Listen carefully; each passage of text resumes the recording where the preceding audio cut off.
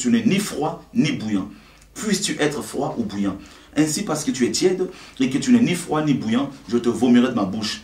Parce que tu dis, je suis riche, je me suis enrichi et je n'ai besoin de rien. Et parce que tu ne sais pas que tu es malheureux, misérable, pauvre et aveugle et nu, je te conseille d'acheter de moi de l'or éprouvé par le feu véritable. Vous voyez, le feu qui doit éprouver les choses, d'après Nombre 31 que nous avons lu, le feu de Dieu qui doit sanctifier la vraie parole, qui doit purifier nos cœurs, qui doit purifier l'or, comme Jésus le dit ici, d'acheter de moi de l'or purifié par le feu, afin que tu deviennes riche et des vêtements blancs, afin que tu sois vêtu et que la honte de ta nudité ne paraisse pas, et un collier pour oindre tes yeux, afin que tu vois. Voilà, l'église de Laodicée, c'est aussi beaucoup d'églises aujourd'hui, ça représente beaucoup d'églises aujourd'hui, qui se disent riches. C'est dans cette église de Laodicée, il y a un évangile qui est prêché, l'évangile de la prospérité. Vous savez, frères et sœurs, la vraie richesse, ce n'est pas la richesse matérielle. Parce que Jésus le dit ici, malgré leur richesse à l'église de Laodicée, il les appelle et dit, vous êtes pauvres et nus. Donc la vraie richesse, ce n'est pas quand tu as une grosse voiture, une belle maison, des grosses chaînes en or, des grosses bagues, on dit si tu es un grand bishop. La vraie richesse, c'est la richesse spirituelle. C'est la crainte de Dieu. C'est la sanctification. C'est l'amour de Dieu. C'est l'humilité. C'est la simplicité. C'est ça la vraie vérité. La vérité de la parole de Dieu. C'est ça la vraie richesse. Donc, le feu étranger, les fausses doctrines sont entrées dans l'église. Les fausses doctrines, les enseignements qui élèvent les hommes de Dieu, les hommes de Dieu. Voici l'homme de Dieu, l'homme des miracles. Voici l'aigle de l'Éternel. Voici le rockman. Voici le maréchal. Voici le pasteur leader. Voici le archibishop. Tous ces noms-là qui impressionnent les gens au lieu de les délivrer. Et la Bible nous dit qu'il y a un seul nom qui est élevé au-dessus de tous les noms. C'est le nom de Jésus. Et seul ce nom sauve. La Bible nous dit dans Acte 4, 12, aucun autre nom nous est donné sous le ciel par lequel nous devions être sauvés, si ce n'est que le nom de Jésus. Le nom d'archibishop, de l'aigle, de pasteur leader, de maréchal, ça ne sauve personne. Le nom qui sauve, c'est le nom de Jésus. Seul. Et qu'est-ce qui va se passer? Tellement que dans les églises d'Apocalypse, ils avaient introduit le feu étranger. Ils avaient introduit les fausses doctrines. Eh bien, qu'est-ce qui va se passer dans Apocalypse chapitre 3, verset 20? Le Seigneur dit, voici, je me tiens à la porte et je frappe. Si quelqu'un entend ma voix et ouvre la porte, j'entrerai chez lui, je souperai avec lui et lui avec moi. À cause des fausses doctrines, le feu étranger, eh bien, le Seigneur ne cohabite pas avec le péché. Eh bien, Dieu est sorti pratiquement de nos églises. Voilà pourquoi les hommes ont érigé des trônes à la place du trône de Dieu. Ils ont pris la place de Dieu dans les assemblées. Ils sont devenus les dieux des églises. Il y a même des pasteurs qui fêtent des anniversaires dans les bâtiments de leur église. Trouvez-moi dans la Bible où on a vu les apôtres fêter des anniversaires dans leur bâtiments, dans les maisons, dans les églises. C'est une abomination. Et plus en plus de ça, l'anniversaire, c'est une fête païenne. Dans la Bible, nous avons vu l'anniversaire de Pharaon, on a coupé la tête des chansons, de les chansons. On a vu l'anniversaire d'Hérode, on a coupé la tête de Jean-Baptiste. Hein? Donc les chansons étaient pendues lors de l'anniversaire de Pharaon. Et l'anniversaire d'Hérode, eh Jean-Baptiste, on a coupé sa tête. Alors aujourd'hui, le feu étranger est entré dans l'église. Les fausses doctrines, l'homme des miracles, l'homme prophétique. Qui est l'homme prophétique? Si ce n'est que Jésus-Christ seul. Vous qui me suivez, vous les chrétiens à Paris, vous les chrétiens dans le monde, vous devez vous repentir parce que vous risquez d'aller en enfer si vous continuez à suivre les hommes bêtement sans vérifier dans la Bible ce qu'on vous enseigne. Le feu étranger amène la mort. Le feu étranger, c'est les fausses doctrines. Le feu étranger, c'est le péché qui rentre dans les églises. Le feu étranger, c'est les fêtes païennes aussi qui rentrent dans l'église. Le feu étranger, c'est tout ce qui entre dans vos vies qui n'a rien à voir avec la parole de Dieu. Tout ce que vous faites qui n'est pas écrit dans la Bible. C'est le feu étranger. Et tout feu étranger amène la mort.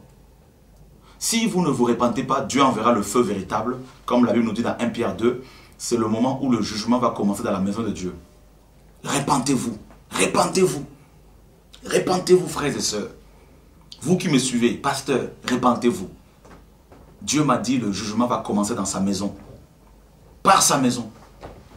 Dieu va commencer à exposer de plus en plus l'adultère des pasteurs, l'impudicité dans les églises, le copinage, le concubinage. Les hommes sont devenus des vedettes, des stars. Ils ont pris la place de Dieu. Le feu étranger est entré dans l'église. Et le Seigneur se retrouve à la porte et il est en train de frapper. Et il dit, si quelqu'un entend ma voix, ouvre la porte, j'entrerai. Alors qu'au départ, dans Apocalypse chapitre 1, au début, il marchait au milieu de l'église. Il y avait des miracles, des délivrances, des guérisons. Mais avec le temps, les hommes ont amené le feu étranger, même les hommes que Dieu avait appelés, le feu étranger, et le feu étranger a chassé le feu véritable. Parce que Dieu ne force pas. Si vous aimez le Seigneur, il est temps, pasteur, d'ouvrir vos cœurs, vos églises, pour que la vérité rentre enfin. Je voudrais vous dire, pasteur, apôtre, prophète, docteur, évangéliste, chrétien, ancien, diacre, que si vous ne vous repentez pas, Dieu va frapper. Dieu va frapper. La Bible nous dit dans Psaume 24, que nous allons lire tous ensemble. La Bible dit ceci.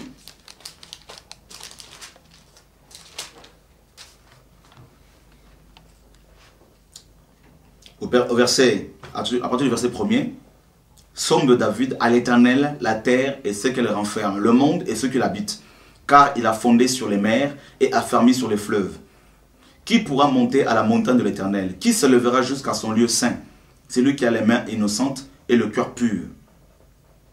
Celui qui ne livre pas son âme au mensonge et qui ne jure pas pour tromper. Il obtiendra la bénédiction de l'Éternel, la miséricorde du Dieu de son salut. Voilà le partage de la génération qu'il invoque, de ceux qui cherchent ta face, de Jacob. Porte, élevez vos linteaux. Élevez-vous, porte éternelle, que le roi de gloire fasse son entrée. Qui est ce roi de gloire? L'Éternel fort et puissant, l'Éternel puissant dans les combats. Porte, élevez vos linteaux, élevez les portes éternelles, que le roi de gloire fasse son entrée. Qui donc est ce roi de gloire? L'Éternel des armées. Voilà le roi de gloire. Alors, comme le Seigneur, dans Apocalypse 3:20, il se retrouve en dehors de nos églises, nous avons mis des programmes à la place. Le Seigneur nous appelle à élever nos linteaux pour qu'ils reviennent dans nos assemblées, pour qu'ils reviennent dans nos réunions, pour qu'ils reviennent dans nos églises, afin qu'il y ait de réveil véritable, qu'il y ait de guérison véritable, qu'il y ait de délivrance véritable, qu'il y ait vraiment la puissance de la résurrection véritable. Voilà. Ce message n'est pas fait pour condamner qui que ce soit, parce que je ne suis pas mieux que vous. Mais je porte dans mon cœur le fardeau de l'Église, le fardeau du Seigneur, la souffrance du Seigneur. Et je voudrais simplement, mes frères et sœurs, vous avertir de la part du Seigneur. Vous qui suivez les hommes, commencez à suivre le Seigneur véritablement, parce que les hommes ne peuvent pas vous sauver. Et Apocalypse chapitre 18, verset 4, mon peuple, sortez du milieu de Babylone, Dieu dit. Sortez du milieu de Babylone. Si vous voulez aller au ciel, le temps est venu de vous repentir et de suivre la parole de Dieu. Sortez du milieu de Babylone. Repentez-vous. Vous, pasteurs, vous, apôtres, vous, prophètes, vous qui manipulez les hommes que Dieu vous a confiés. Repentez-vous. Abandonnez vos titres. Abandonnez vos titres. Et accrochez-vous à la parole véritable. Enseignez au peuple de Dieu le salut par le nom de Jésus-Christ. Enseignez au peuple de Dieu l'enlèvement de l'Église. Dites-leur que nous allons passer par la persécution qui arrive bientôt. Dites-leur que nous allons être enlevés dans les jours à venir. Nous sommes à la veille de l'éternité. Dites-leur que l'enlèvement de l'Église est bientôt. Dites-leur que seul Jésus guérit. Dites-leur que celui qui marche dans la sanctification verra le Seigneur. Dites-leur que l'impudicité est condamnable. Dites-leur que l'homosexualité est condamnable. Dites-leur que Dieu, on ne se moque pas de lui. Que ce qu'un homme aura semé, il le moissonnera. Dites-leur la vérité. Dites au peuple de Dieu à Paris, en France, en Europe, en Afrique, en Europe, en Australie, aux États-Unis. Dites au peuple de Dieu la vérité. Et pour finir, mes frères pasteurs, je voudrais que vous puissiez prendre avec moi un passage dans le livre de 1 Thessaloniciens, de Colossiens.